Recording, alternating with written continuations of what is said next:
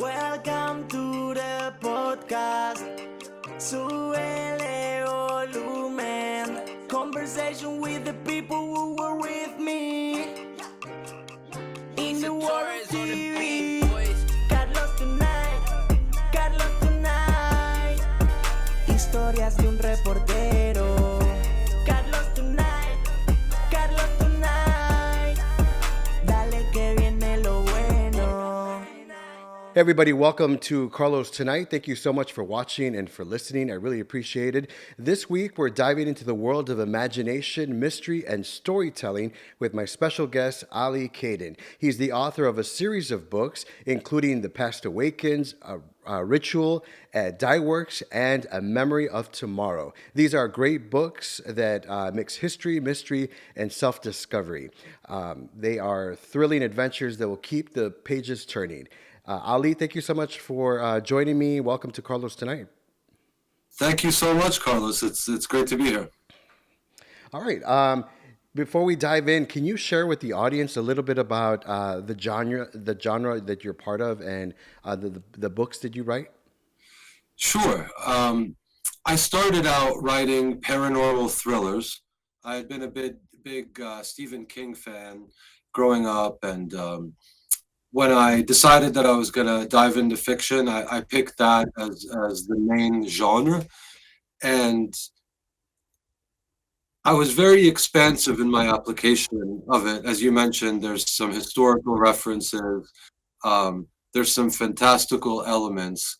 But the thing that stays consistent in all my writing is that there's a thriller suspense element and there's a lot of action. Wonderful. Let's start with asking this question. How long did the idea for your book series, for example, how long did it live in your head before you actually wrote it down on a piece of paper and created what we note of today? Well, the book series didn't live in my head very long because once I decided to write it, I wrote.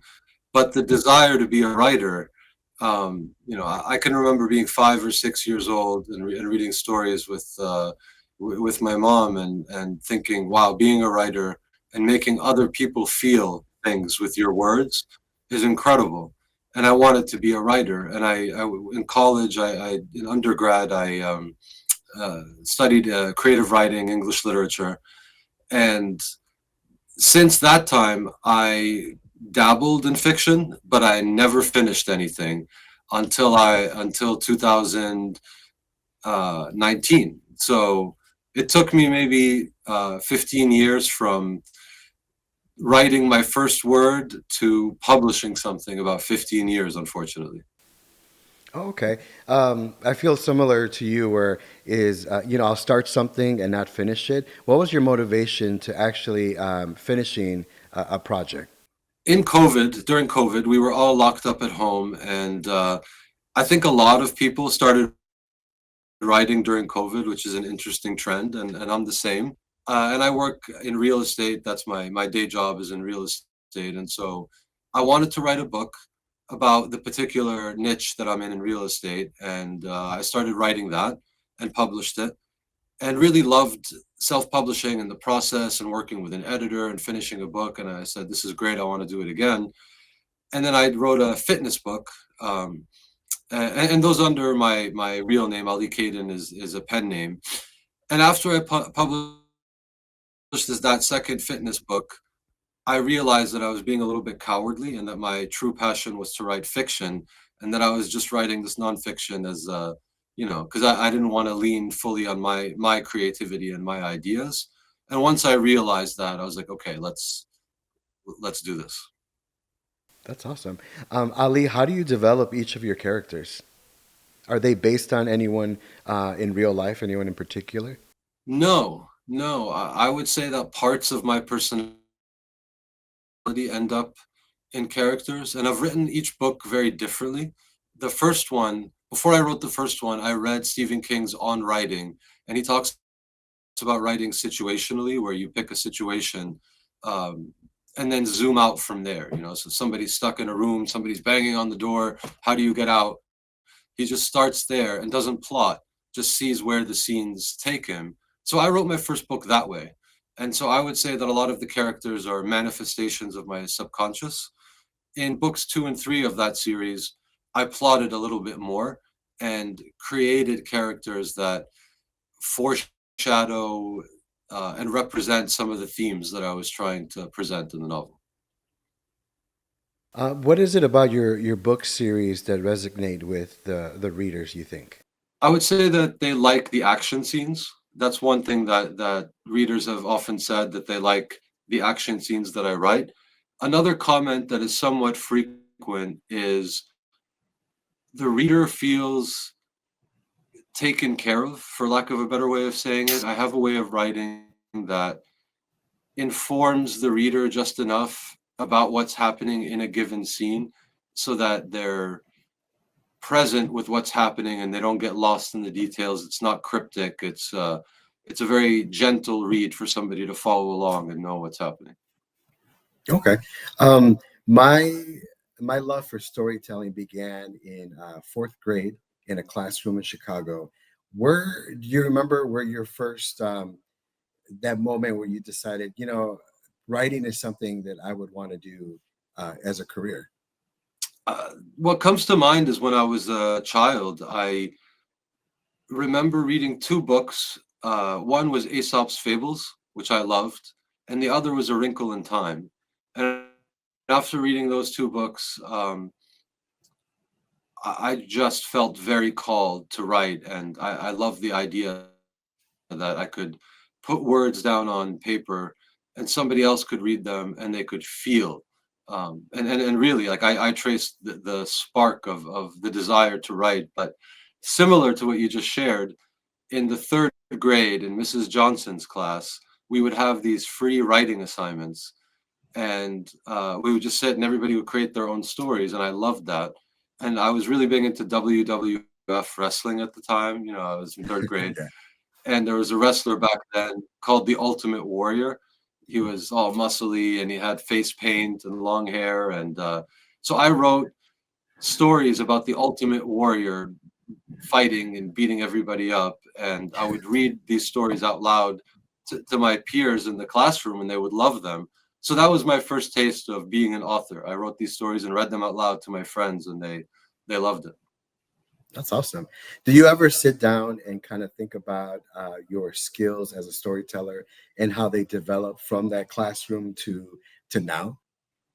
I do. I think about that a lot. My first book, and I think this is true with a lot of authors, they throw the kitchen sink at it. They put all their skills, all their metaphors, all their beautiful turns of phrase in that first book. And I did that. And then when I progressed with the series, I focused a little bit more on plot and progression and a little bit less on flowery language. I think of the book The Alchemist often when I write. The Alchemist by Paulo Coelho. It was written in Portuguese. It's been translated into almost every language. It's a very short book. I think it's 38,000 words, something like that, not very long. And it's very, very simple. The narrative style is very simple, but it's one of the best-selling books of all time, and it moves so many people. So I keep that as a guiding principle, that in this day and age where everything is fast and we consume content and we want things to be to consume things in an efficient manner, I try to write books that are easy to digest versus pulling out all my Shakespearean tricks. Nice. Okay. Something interesting, I think the viewers and listeners would like to know is your background. You grew up in between Egypt and New York, right? Tell us about that. My family immigrated to the US in the 80s, in the early 80s, and I was born in New York City. And I grew up thinking that I was always going to live in New York City, and my family's Egyptian. When I was 12, my father decided that he wanted to move back to Egypt. So we're sort of a reverse immigration story, where he packed it up and he said, I want to go back home. I'm going to start a company there, and I want my son to learn the language and the religion. He wanted me to be fluent in Arabic. He didn't want me to lose the culture living in the US, and he had some career aspirations. So and but we visited the U.S. very often. I would often come to the U.S. in the summer to New York, and so that started a trend of just back and forth, back and forth. I did a bit of high school there in Egypt, and then a bit of high school with a study abroad in the U.S., and then I came to the U.S. for college in Seattle, and then I went back to Egypt and worked there for a little under a decade, and then I moved back to the U.S. and moved to Boston. So it's always been a back and forth, and culturally, I identify very much with a term called third culture kid, which is people who are raised between two cultures and they tend to identify with both or neither. You know, if I'm not fully Egyptian and I'm not fully American, I'm sort of this gray area thing in the middle. That's its own thing, and that's how I think of myself. Are there aspects of your culture that you include in any of your novels? My pen name, Ali Kaden, Ali is my real first name, but Kaden, I picked it because it's right next to King and Kuntz in the bookstore on the shelf. But Kaden in Arabic, Kaden means friend. So I used a little bit of Arabic wording to pick my pen name. And in every book that I've written, almost every book that I've written, the characters talk about Egypt or visit Egypt. They're more connected to ancient Egypt than modern Egypt, which is totally different. You know, the ancient world, the temples, hieroglyphics, pyramids, all that stuff. I draw upon that mythology a lot in all the books I've written, or most of the books I've written, even though those books do not necessarily take place in Egypt. Okay. Is food a big thing in your culture like it is in mine? And do you include any of that? No, I don't think I've written about any Arabic food. I have a character in the first series that's Romanian, and I did that just randomly. It just felt right. And so I looked into Romanian food and drink and expressions and added that. So instead of going Egyptian, I went Romanian for some reason. Gotcha. Okay. So when you started writing the Past Awakens, did you know it was going to be a book series? Did you know part 2 and part 3? Sort of. I did a little bit of reading about self-publishing and what the industry is like and what's most likely to be commercially viable. And from what I read, picking genre fiction, something that's trending and popular, like paranormal thriller. Another piece of advice is to write serialized fiction, with the idea being that once you write a book, you start, or a few books, you start running ads, and people will buy book 1, and then they'll like the series and go on to buy book 2 and book 3 and etc. And that is what's needed for the economics to make sense for somebody to be commercially viable. So I knew that I knew that I wanted to write serialized fiction, and it was also a challenge to commit to writing 3 books before I had finished the first one. And so I did know that it was going to be a series. Okay. If someone out there hasn't read your books, how do they tie in with each other, or do they? The Past Awakens, they all take place or that series takes place in Massachusetts, and it's based on a fictional town, Bainford, but it's based on real Massachusetts towns. And I use a little bit of the Salem witch trial history and that sort of stuff in the book. That in the book 1 is where the 2 main characters meet, and then in book 2 and 3 they're an official duo that are battling paranormal threats. Those books are self-contained in that world. I have a standalone novel that takes place in Calcutta, India, and that's completely separate.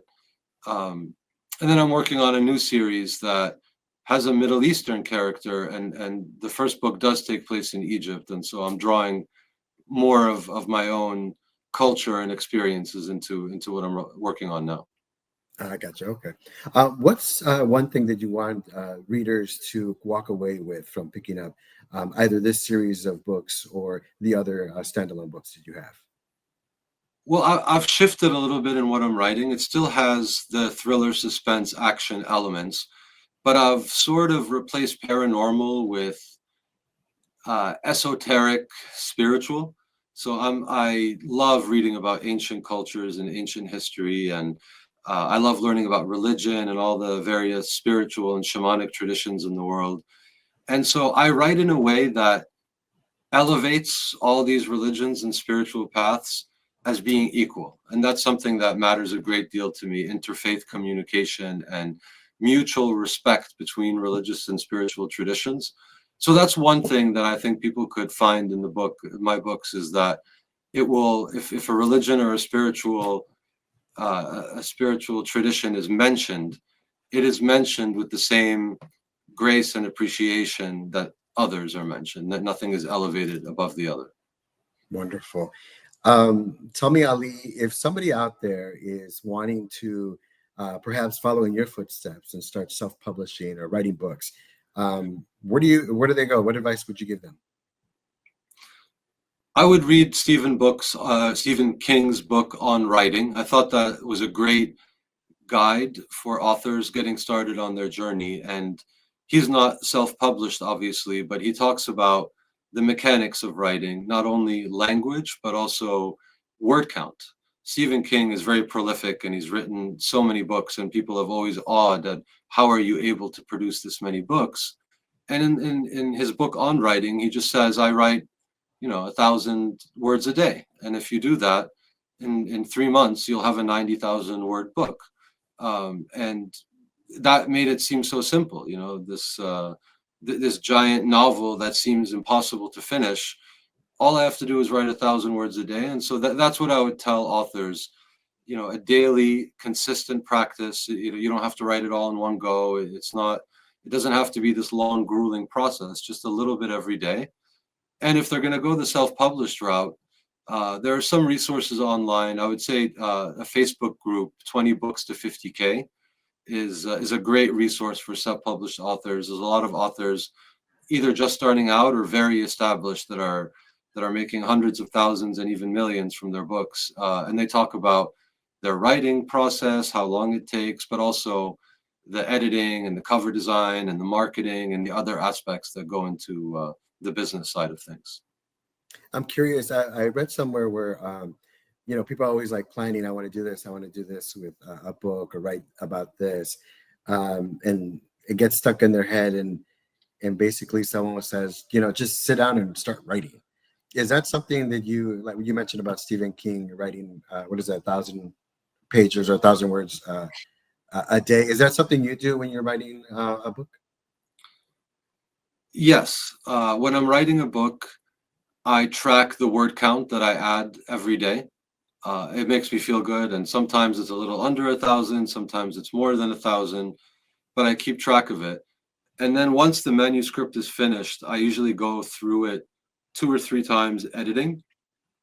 And then it's not so much about word count. It's more about getting a chapter edited in record time. I'm always trying to beat my record. I'm playing all these games with myself. So let's say that I tend to have a little bit longer chapters. So if I have a book that's 15 chapters, I'll set a goal of I'm going to edit a chapter a day.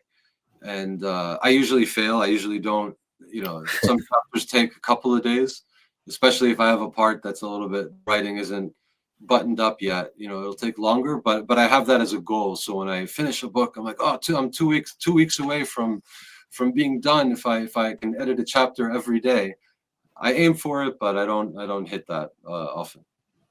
Gotcha. Okay. You can find your books on Amazon and Barnes and Noble and online. Tell us where else we can find your books. I have a website, alikadenbooks.com. All my links are there to Instagram, Facebook, TikTok. I would say that's the best way to find me, is either on Amazon or on social media. Awesome. I'm going to go get your books and read them and let you know what I think about them. And I'm Please, sure they're great. Thank you, Carlos. Awesome. Ali, thank you so much for spending a little bit of time with me today on my show. I appreciate it. Continued success. God bless you. God bless you. Thank you for having me on. And that's all the time we have. Thanks so much for watching and for listening. I really appreciate it. Remember, you can check out my website, carlostonight.com. There you can find the latest on the podcast, see past episodes, and check out upcoming guests. That's carlostonight.com. We'll see you next time.